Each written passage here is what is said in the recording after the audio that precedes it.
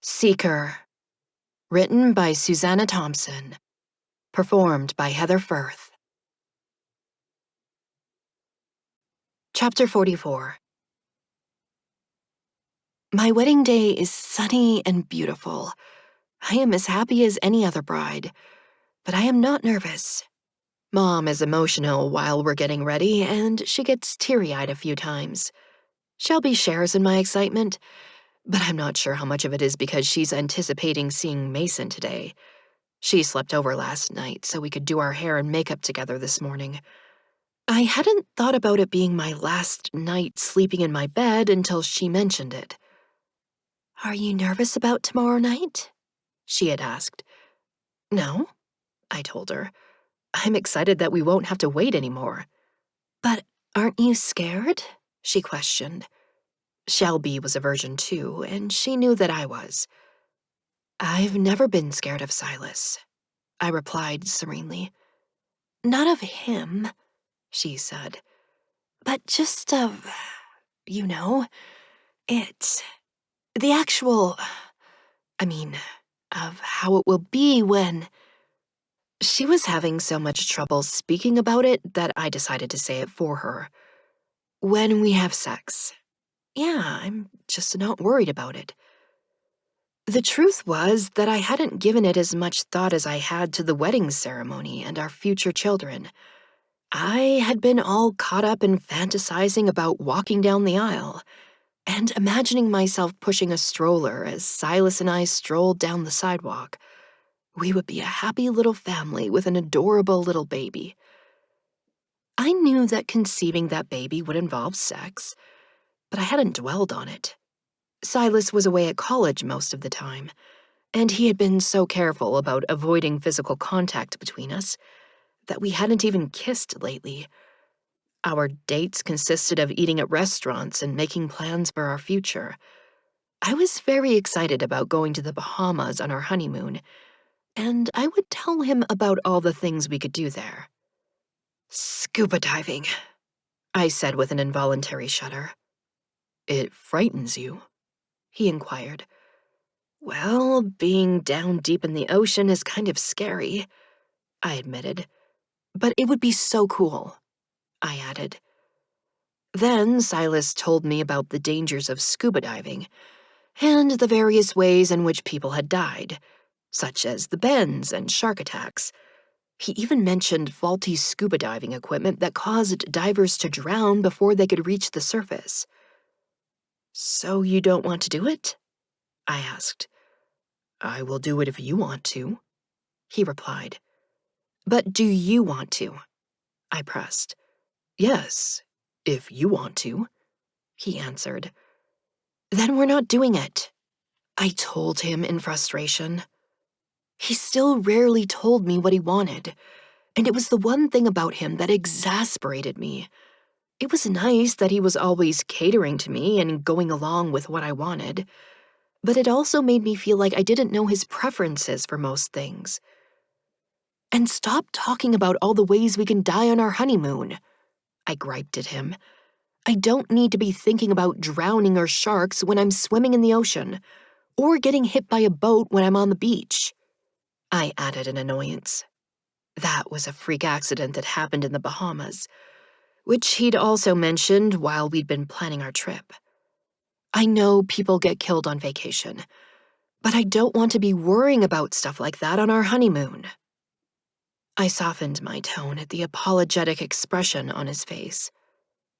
"You've seen a lot of things like that, and I did say that I wanted you to share them with me. This is just not the right time for it. After we come back from our honeymoon, then you can tell me all about dying in paradise." "People don't die in paradise," he says. "They go there after they die."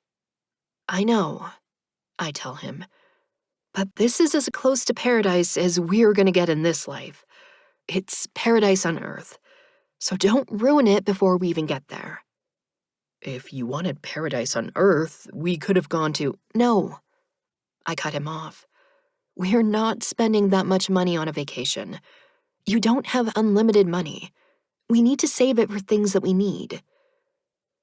My parents surprised me yesterday by gifting me a hefty check to put in my bank account.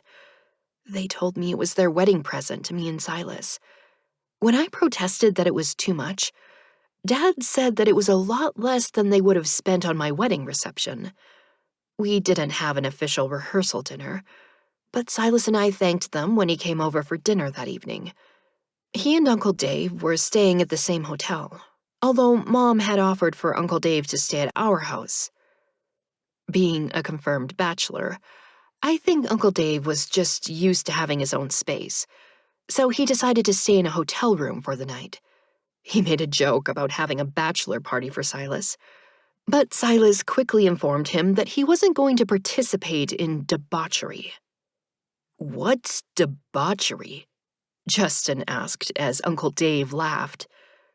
I was embarrassed by the whole exchange, and Mom helped me out by changing the subject. She later told Silas that Uncle Dave was just kidding.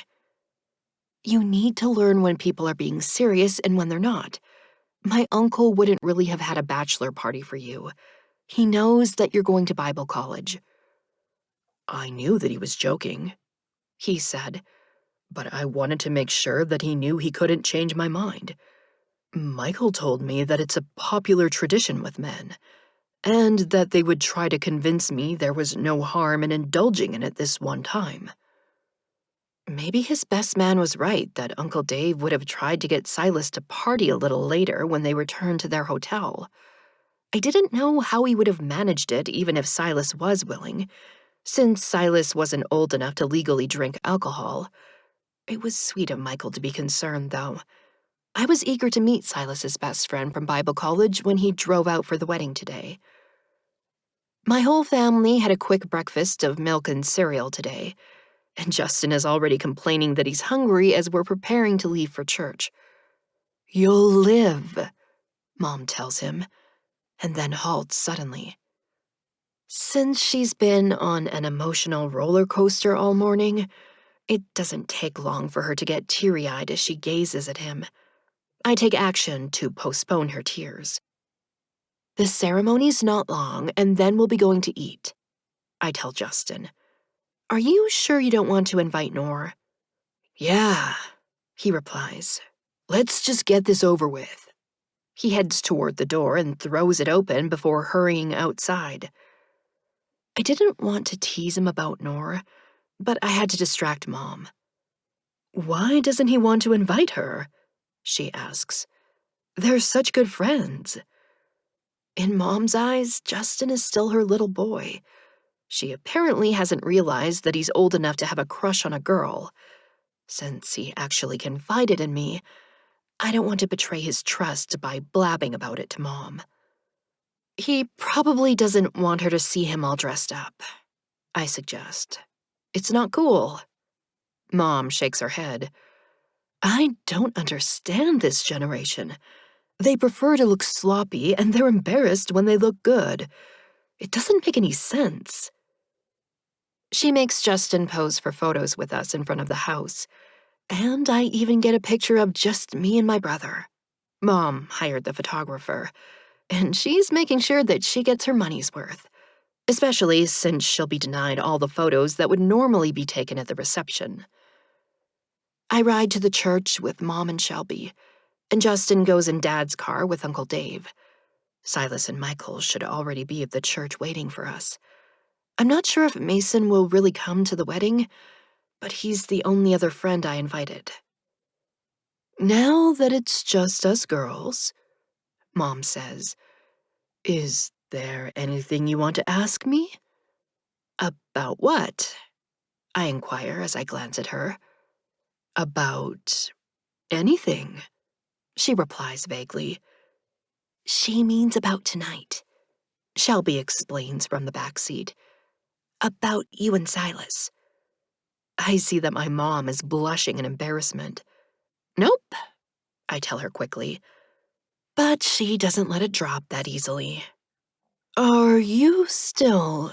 Yep, I answer her incomplete question. We waited like we said we would. She continues talking about it, even though she clearly would rather not. The first time might be, I know. I cut her off in a hurry. I'll deal with it, okay? Just don't worry about it. Do you have condoms? She asks. Mom, we're getting married, I state in exasperation.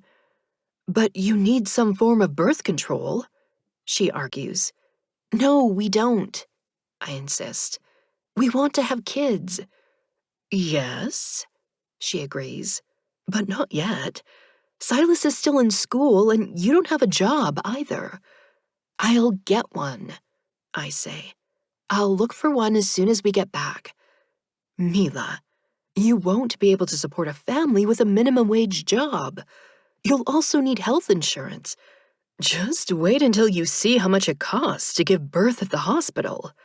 Then I'll give birth at home, I retort flippantly. My cousin gave birth at home, Shelby tells us. She liked it better than when she gave birth at the hospital. She even had a midwife to help her, just like women did in the old days. I like the thought of giving birth in a homey atmosphere. It appeals to me more than an impersonal hospital setting. The hospital is a place I'd rather avoid, even though Justin and Uncle Dave both survived their ordeals there and walked out feeling better than when they went in. I certainly wouldn't want to return to the old days, Mom remarks. If they could see what we have now, they wouldn't want to go back to those days either. I wonder what Silas would say to that, and I plan to ask him once we're alone.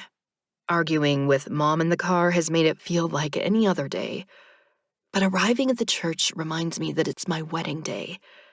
I feel a rush of excitement when I realize that it's really happening. I'm really getting married right now.